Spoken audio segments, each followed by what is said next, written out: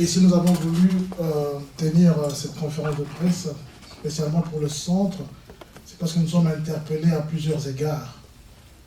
Et j'aimerais déjà me présenter pour me situer pour ceux qui ne me connaissent pas. Maître Dieudonné Tshibobamboui, avocat au barreau de Bruxelles, avocat au barreau de Kinshasa-Gombe et avocat au barreau de Kananga. Donc je suis à cheval sur l'Afrique et l'Europe et la Belgique précisément. Et nous avons voulu vous faire part d'une situation qui nécessite à tout prix l'intervention de la communauté internationale. Pourquoi je dis ça? Parce que nous nous rendons compte qu'au niveau national, les choses se font mais à petits pas et il y a beaucoup, il y a une grande crise qui s'amorce et il y a des conséquences dévastatrices et inimaginables qui s'en suivent. Pas plus tard qu'avant-hier, pour vous parler de Kananga, parce que c'est là où actuellement il y a donc, dans les alentours de Kananga qui se trouve dans le Kasaï, où se trouvent pas mal de difficultés. Nous avons reçu des témoignages des tueries et des actes inqualifiables.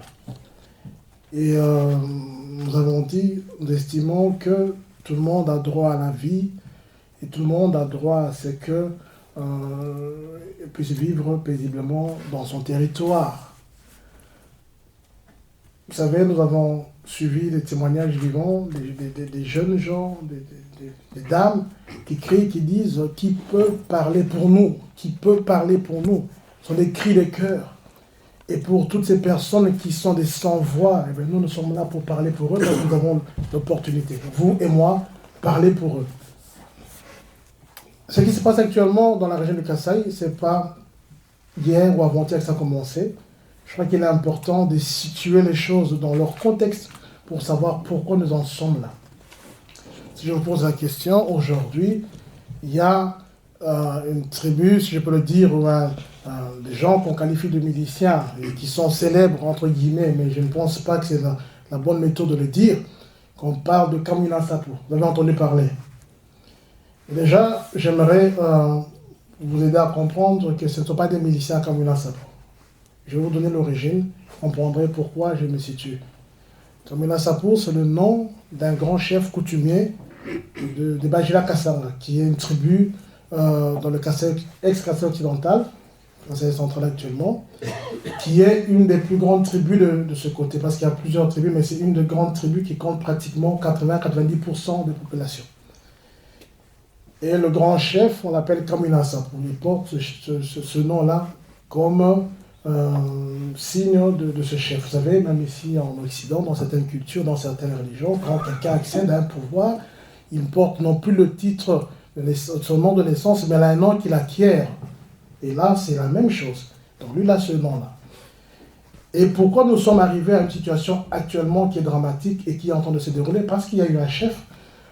Vous savez, le pouvoir ancestral, bien coutumier, se transmet d'une manière héréditaire, du père au fils, ou bien, s'il n'y a pas de fils, c'est la personne qui vient en priorité dans la famille qui récupère le pouvoir.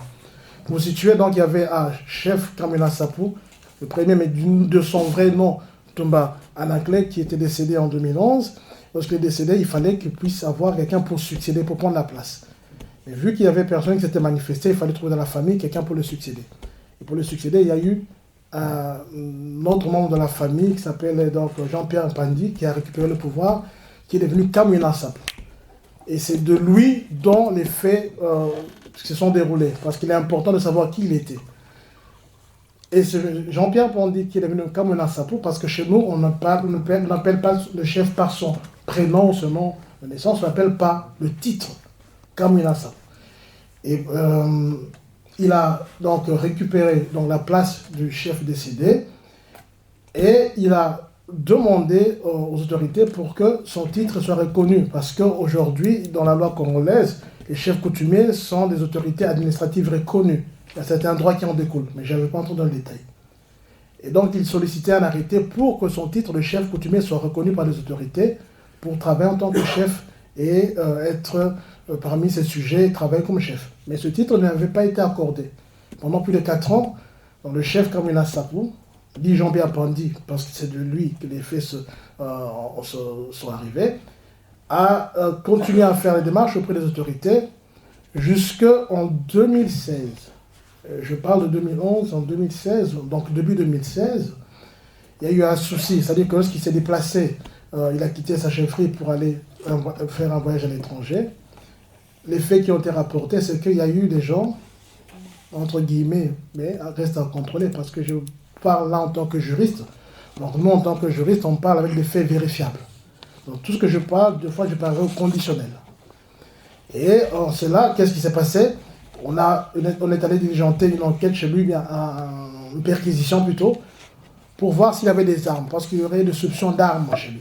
Et en allant perquisitionner, on n'a rien trouvé, mais on aurait touché aux attributs du pouvoir, ainsi que violenter certains membres de sa famille, notamment son épouse. Ça, ce sont les faits tels qu'ils ont été racontés. Et le chef est revenu, il n'était pas content, il a demandé de rencontrer les autorités sur place pour s'expliquer et pouvoir identifier les auteurs de ces actes. Cela lui a été refusé. Vu que cela lui a été refusé, il n'a pas trouvé mieux que de pouvoir, comment je pourrais dire, pas riposter, mais de pouvoir sensibiliser ces sujets pour les interpeller et manifester le mécontentement.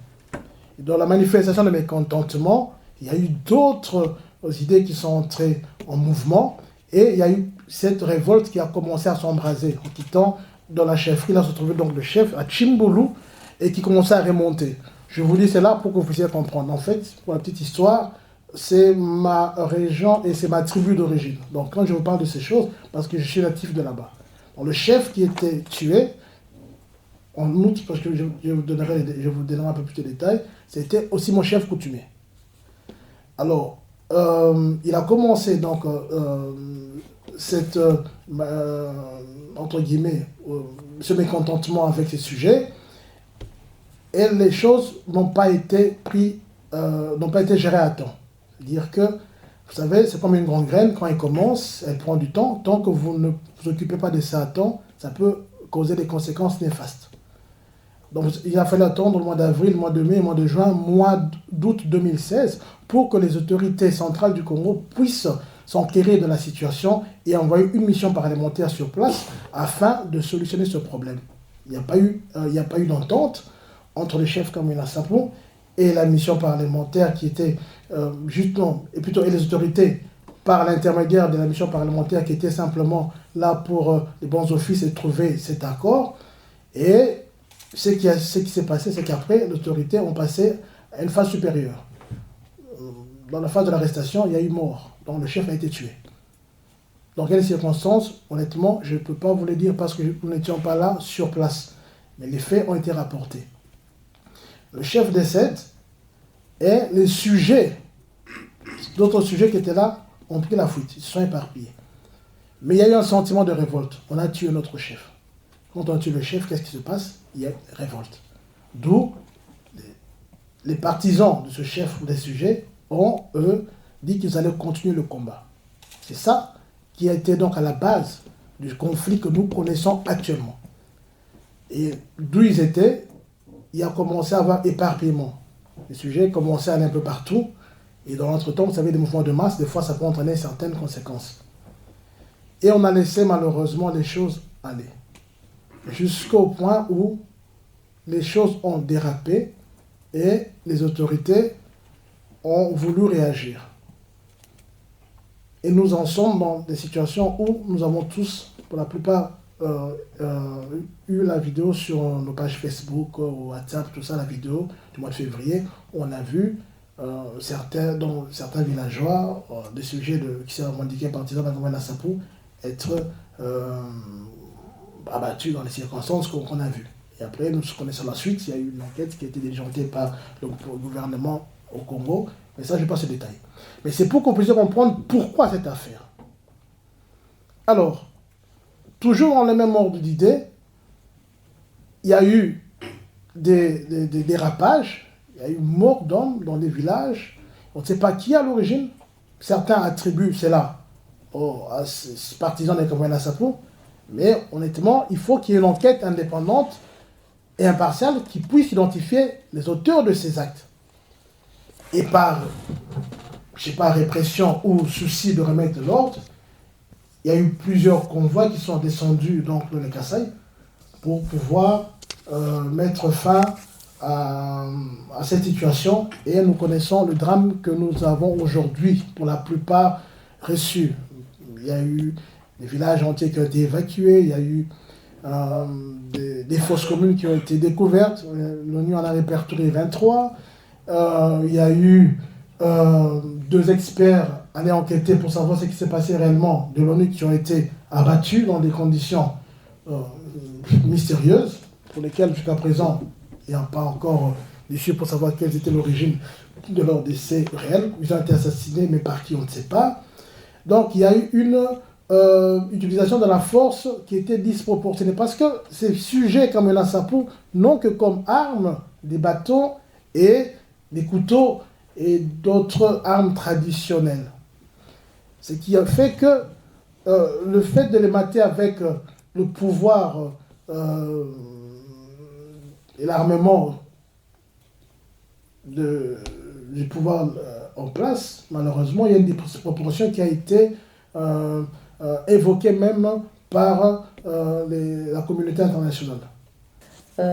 Il est peut-être important, avant de parler de la mobilisation que la Maison du Kasaï, qui est une ASBL, qui regroupe des associations kassaïennes ici en Belgique, mais aussi sur le terrain. Donc la Maison du Kasaï a pris l'initiative de lancer un appel au soutien pour organiser une aide urgente. Je vais vous faire part de cet appel de soutien et des dernières nouvelles qui nous sont parvenues dans l'une des 5 communes de Kananga. Donc, comme venait de dire Maître Chiboaboa, donc depuis l'assassinat du chef coutumier Kamina Nsapou, tué en août 2016, le Grand Kasaï vit dans une grande terreur. Les enlèvements, les exécutions sommaires et extrajudiciaires des populations civiles, parmi lesquelles des jeunes, des femmes et des enfants, ont pris une ampleur dramatique. La presse congolaise, mais aussi de nombreux témoignages en provenance du Grand Kasaï, font état des tueries et des atrocités subies par la population dans les contrées suivantes: Chimbulu, Bukonde, Kananga, Dimbelenge, Kabeakamwanga, Chikapa, Lusambo, Mweneditu, Luiza, Luebo, Ndemba. Cette situation n'est pas sans rappeler les événements tragiques vécus par les Kassaïens au Katanga au début des années 90. À ce sujet, la Maison du Kasaï organise chaque année une commémoration, et cette année, la Maison du Kasaï organisera la 25e édition de la commémoration des morts des Kassaïens au Katanga. Cette tragédie rappelle également ce sang qui coule et qui nous indigne, qui nous touche au plus profond de nous-mêmes dans l'est de notre pays depuis plusieurs décennies, où il y a des crimes de guerre et des crimes contre l'humanité qui sont commis, mais aussi le fémicide. Malgré les appels, malgré les marches mondiales, les interpellations, le sang continue à couler à l'est du pays. L'insécurité et l'horreur en cours dans l'espace kassaïen ont provoqué un déplacement des populations vers la forêt et vers les centres urbains, avec tout ce que vous pouvez imaginer comme conséquences. Donc, la Maison du Kasaï organise un appel à soutien. Je vous laisserai le numéro de compte pour avoir une aide urgente qui va nous permettre d'enterrer assez rapidement les corps, enterrer les cadavres dignement, fournir une aide alimentaire, médicale et des abris aux populations déplacées qui vivent dans des conditions insoutenables, et aussi garantir l'accompagnement de nombreux enfants témoins des massacres de leurs familles. Je crois que vous entendrez quelques témoignages tout à l'heure. Voici maintenant les nouvelles qui nous sont parvenues concernant la seule commune de Ganza.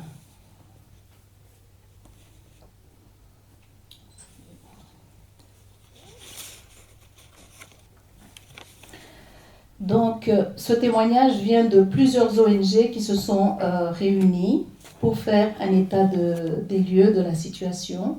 Et dans cet état des lieux, voici ce que cette ONG nous dit. Donc, il ressort des constats dans notre réunion, les constats suivants. Les ménages déplacés sont estimés à plus de 6 000 pour la seule commune de Ganza, une des 5 communes de Kananga. La majorité des personnes déplacées vivent dans les églises, des hangars, exposées aux intempéries. D'autres sont dans les familles d'accueil, avec toute la proximité, je veux dire ici la promiscuité qu'on peut imaginer. Ceux qui sont blessés suivent les soins à l'hôpital Saint-Georges de Katoka à leurs propres frais. Il y a également les victimes de violences sexuelles. L'hôpital est une structure sanitaire de l'Église catholique qui est située dans cette commune, dans la commune de Katoka. Il y a aussi d'autres structures qui accueillent les victimes, comme l'hôpital de référence de Kananga. Près de 10 000 enfants ont perdu leur kit scolaire et sont tout à fait désemparés. 60 femmes et jeunes filles se sont déclarées dans un des centres comme ayant été violées par les militaires. Donc c'est déclaré, on ne connaît pas vraiment le nombre. Plus de 145 personnes tuées, d'autres corps emportés vers des lieux inconnus. 65 personnes blessées, certaines sont hospitalisées et d'autres ne suivent pas parce qu'il manque les produits nécessaires et les ressources. Il y a un besoin urgent pour prévenir les épidémies, choléra et autres maladies, que les corps qui traînent encore dans les maisons soient enterrés. Il faut accompagner les victimes, et surtout celles de violences sexuelles, et poursuivre en justice les auteurs. Il faut intensifier le message pour aider les personnes déplacées à retourner dans leur commune. Le groupe se réunit aujourd'hui pour faire l'état des lieux et nous enverra les informations en fin de journée. Donc, nous allons nous réunir tout à l'heure pour pouvoir dépêcher une première aide urgente en insistant qu'on puisse vraiment enterrer les corps qui traînent sur place. Et parmi les personnes mobilisées, nous avons quand même quelques prêtres qui sont sur les terrains, donc des gens d'église qui sont sur le terrain, qui sont nos correspondants sur place, et la commission urgente, aide urgente, est coordonnée par M. Damien Tombi, ici présent, qui est en contact avec nos correspondants sur le terrain. Donc la situation est grave. Et comme l'a dit tout à l'heure Maître Tiboabois, vous savez, nous avons près de 70% de la population qui a moins de 30 ans. Une jeunesse désœuvrée, une jeunesse sans emploi, une jeunesse sans perspective d'avenir. Donc, quand il y a une situation de ras-le-bol qui s'installe, on peut craindre l'embrasement et cela peut s'étendre effectivement à d'autres provinces et aller plus loin. Et la population, et le risque d'embrasement est très très présent. Tuer les jeunes n'est pas la solution, c'est la relève de notre pays. Ce n'est pas la solution. Il faut qu'on stoppe immédiatement ce carnage et il faut très vite qu'on diligente une enquête. Et après ce qui se passe, il faudra qu'au Kasaï, les gens vivent ensemble et construisent ce Kasaï pour le développement, non seulement du Kasaï, mais de la RDC ensemble. Et les horreurs qui touchent les femmes et les jeunes filles doivent être suivies de près, parce que c'est le même modus operandi qu'à l'Est, et le fait qu'on n'ait pas suffisamment de chiffres nous empêche de vous donner l'ampleur que nous pouvons à peine imaginer de ce qui se passe au Kasaï. Merci déjà d'avance pour votre soutien, pour tout ce que vous pouvez faire. Et je pense que je vais devoir m'excuser parce qu'il y a une autre réunion qui maintenant nous faisons le point justement par rapport à l'aide urgente à nos correspondants sur place. Mesdames, Messieurs les journalistes, c'est pour moi un plaisir aussi bien qu'un privilège de me tenir devant vous en ce lieu pour nous entretenir de la situation qui prévaut actuellement au Congo et en particulier au Kasaï depuis quelques mois déjà, mais dont l'ampleur m'oblige à sortir de la réserve et qui m'impose mes responsabilités au cabinet du secrétaire d'État à l'Asile et à la Migration. Certains d'entre vous y ont déjà consacré un ou plusieurs articles de presse et d'autres pas encore, mais nous espérons qu'à l'issue de cette rencontre, ce sera le cas, car c'est aussi pour cette raison que nous sommes ici ensemble cet après-midi. L'espace kassaïen, communément appelé le Grand Kasaï, couvre la partie centrale de la République démocratique du Congo. Cet espace est depuis quelques mois déjà le théâtre de violences inouïes, sous le motif d'un conflit de succession au chef coutumier Kamwina Nsapu. L'orateur qui m'a précédé, en l'occurrence Maître Tshibogwa, vous a déjà présenté les récits des faits et ce qu'il faudra en retenir.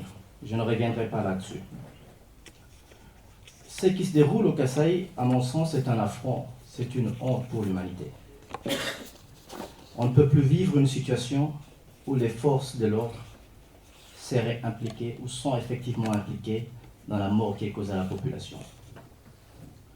Mon propos de ce jour tournera autour de 4 points, à savoir la raison de ma présence, l'appel lancé aux Congolais et aux non-Congolais, l'appel que nous lançons aux institutions nationales, internationales, en ce compris l'Union africaine, l'Union européenne, les Nations unies, et enfin une autre annonce que je dévoilerai à la fin de mon propos.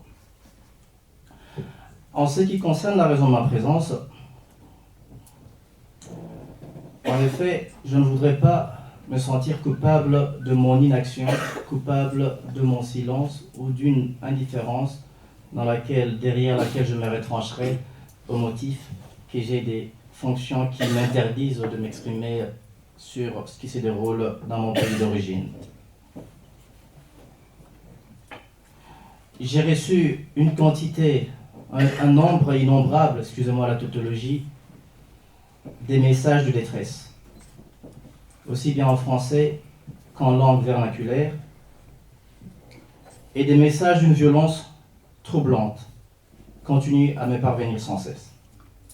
Et je pense également que nous devons éviter de commettre les erreurs du passé. Nous devons agir pendant qu'il est encore temps et pendant que nous pouvons encore sauver des vies. Et ce n'est pas uniquement dans l'intention de parler de ce qui se passe que je suis là aujourd'hui, mais aussi de dénoncer ce génocide qui ne dit pas son nom. Et surtout, vous inviter à nous aider à vulgariser ces drames et bien plus à l'arrêter définitivement.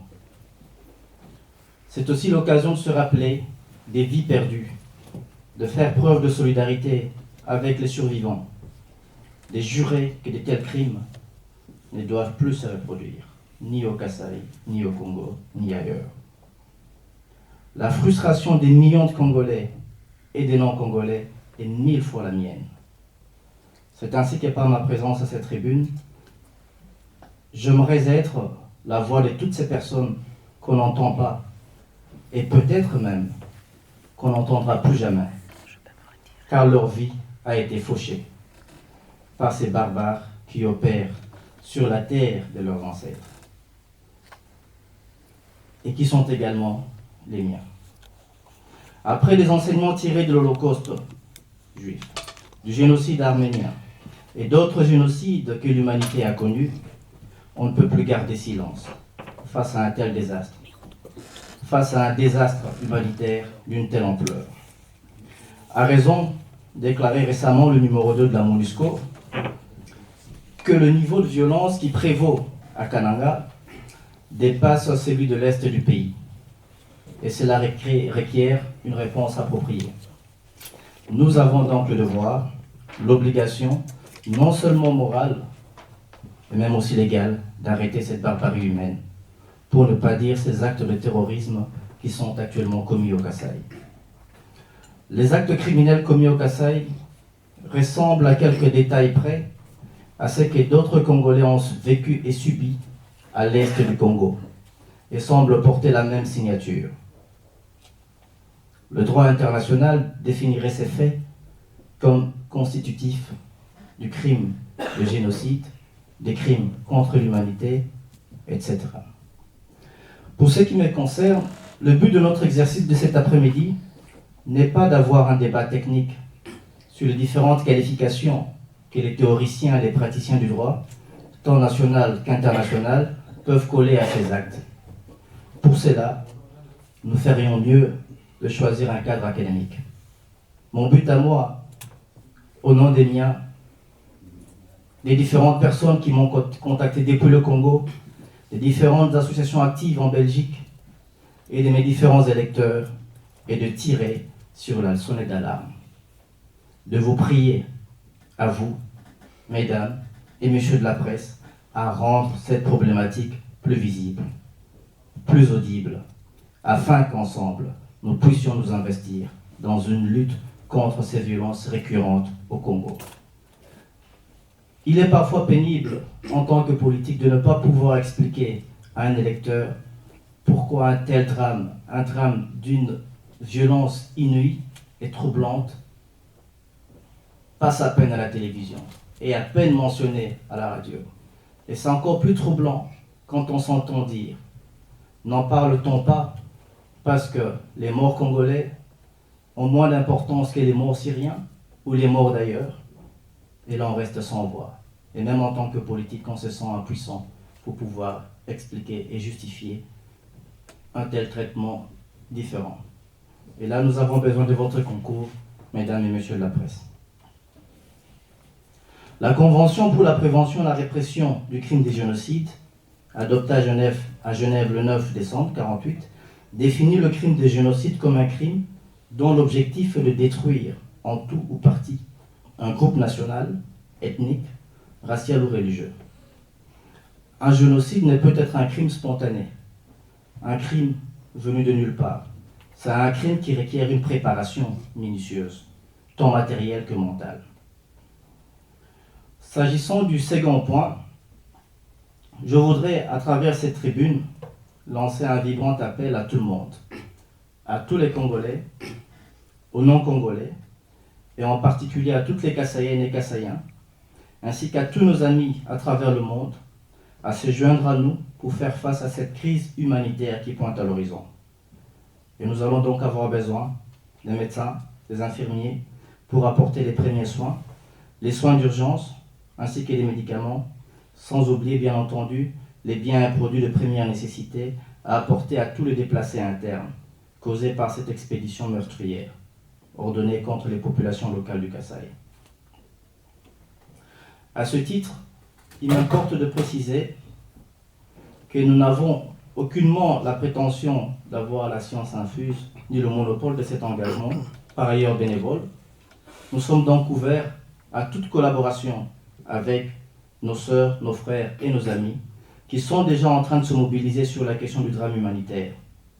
Et c'est donc la raison notamment de l'implication de la Maison du Kasaï, dont 2 représentants sont ici avec nous, qui collectent déjà les dons et les contributions financières pour prioritairement enterrer les morts et faire face à tant d'autres besoins qui se manifestent déjà sur le terrain.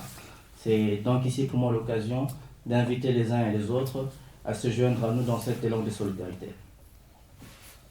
Un autre volet de notre démarche est plutôt d'ordre institutionnel et vise à activer les leviers qui pourront faire cesser ces crimes odieux et engager des poursuites appropriées contre les auteurs.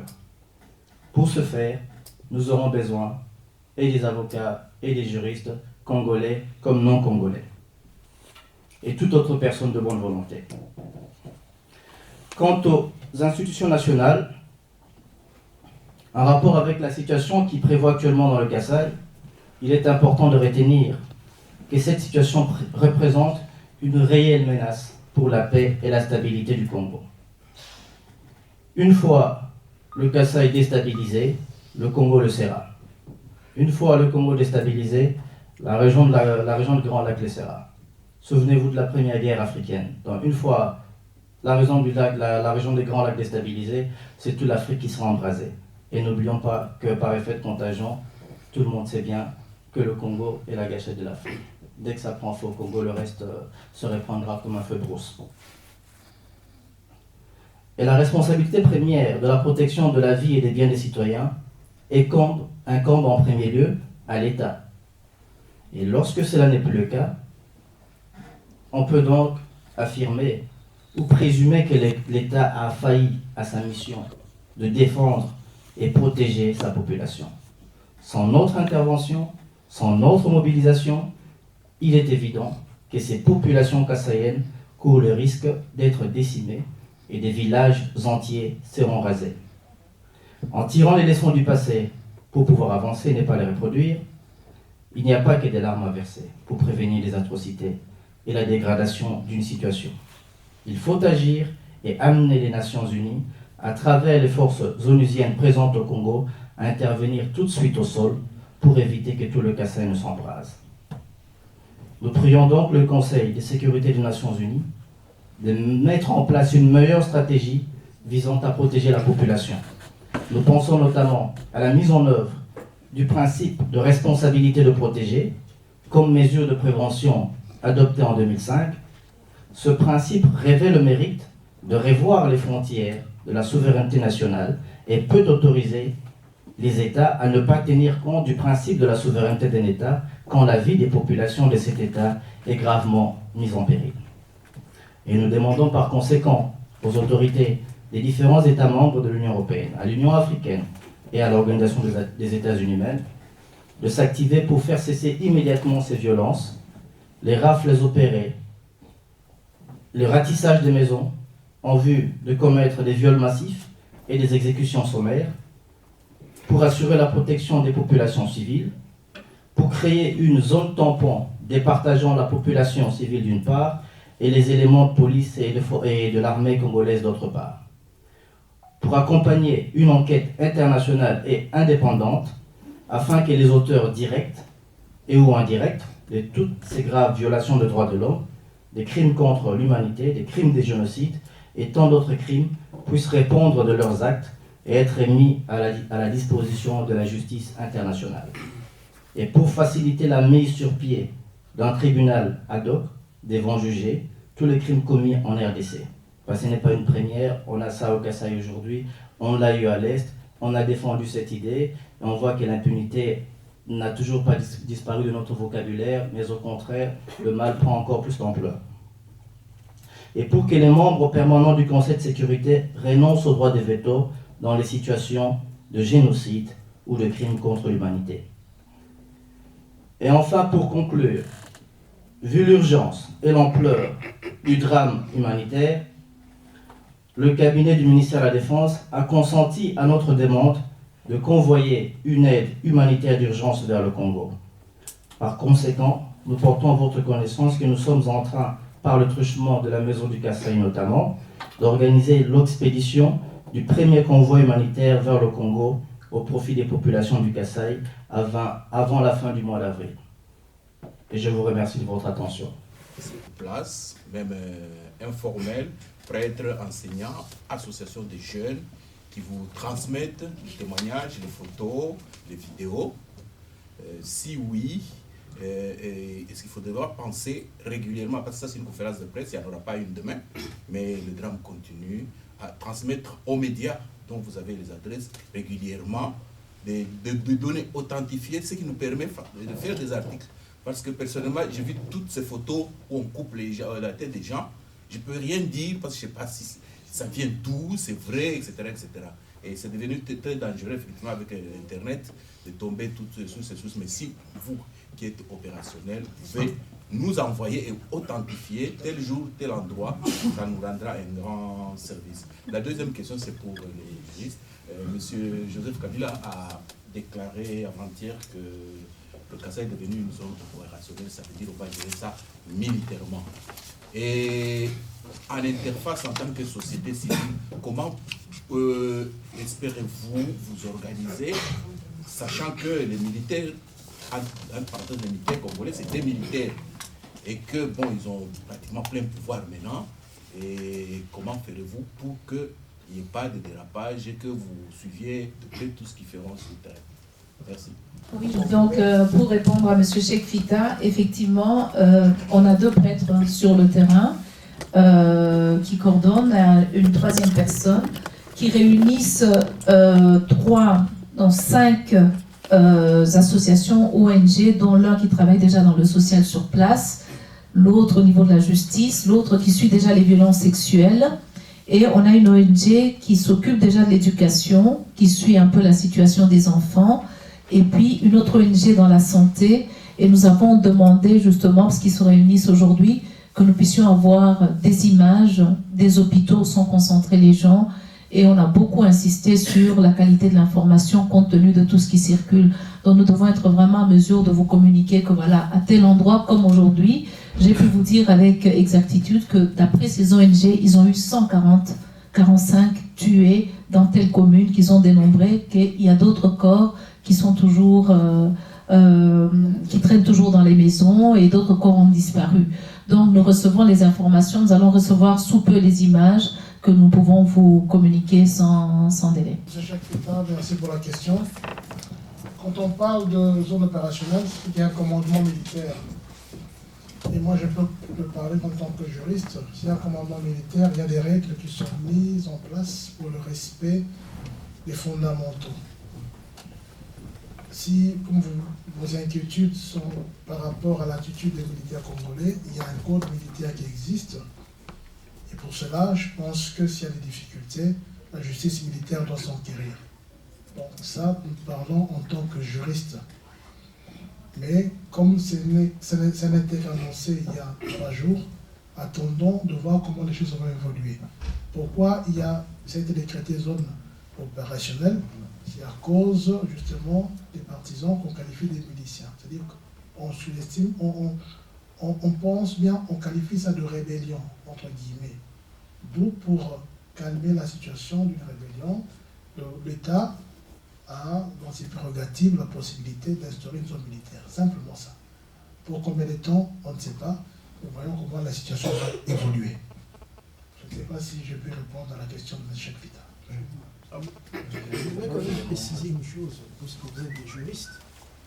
Nos bien-aimés compatriotes congolais, M. Amba, M. Chek, qui nous aidé par rapport à la conférence, M. Bopo et tous ceux qui sont là. N'oubliez pas, si vous lisez le communiqué de presse, l'objectif est de tirer la sonnette d'alarme. Il y a une crise, il y a un drame, mobilisons-nous pour que cela puisse cesser. Travaillons main dans la main, il y a des initiatives comme Maison du Kassai et d'autres initiatives, soutenons-les. Je crois que ça pourra aider nos frères qui n'ont personne pour parler pour eux. Qu'on appelle les sans-voix, soyons leur voix ici et aidons-les pour que la situation puisse prendre feu.